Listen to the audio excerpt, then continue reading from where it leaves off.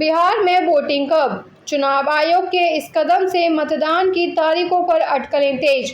बिहार में अक्टूबर-नवंबर में विधानसभा चुनाव होने हैं, लिहाजा राजनीतिक गहमागहमी के बीच यहां सबसे बड़ा सवाल यही है कि चुनाव कब होंगे और कितने चरणों में होंगे।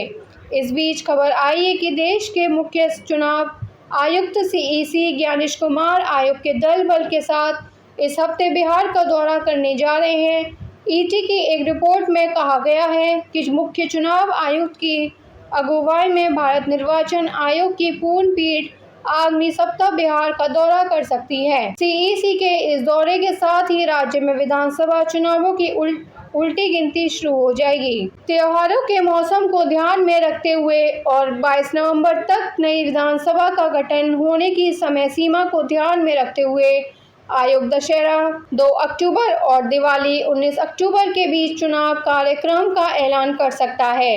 अटकलें लगाई जा रही हैं कि छठ पूजा भी चुनावी कैलेंडर के बीच में पड़ सकता है। अगले महीने 25-28 अक्टूबर के बीच लोक आस्था का महापर्व छठ है। चुनाव आयोग की तारीखों का ऐलान बिहार में चल रहे विशेष गहन पुनरीक्षण पर भी निर्भर है, क्योंकि अंतिम मतदाता सूची 30 सितंबर तक प्रकाशित होनी है। माना जा रहा है कि इन बाधाओं को पार करने के बाद ही आयोग चुनाव की तारीखों की घोषणा करेगा, लेकिन मुख्य चुनाव आयुक्त के दल बल समेत बिहार का दौरा करने की खबरों ने इन अटकलों पर चर्चा तेज कर दी है। बता दें कि 5 साल पहले यानी 2020 में 3 चरणों में विधानसभा चुनाव हुए थे। पहले चरण की वोटिंग 28 अक्टूबर को कराई गई थी, दूसरे चरण का मतदान 3 नवंबर और तीसरे चरण का मतदान 7 नवंबर को कराया गया था। ऐसी अटकलें हैं कि इस बार भी 5 से 15 नवंबर के बीच 3 चरणों में चुनाव कराए जाएंगे।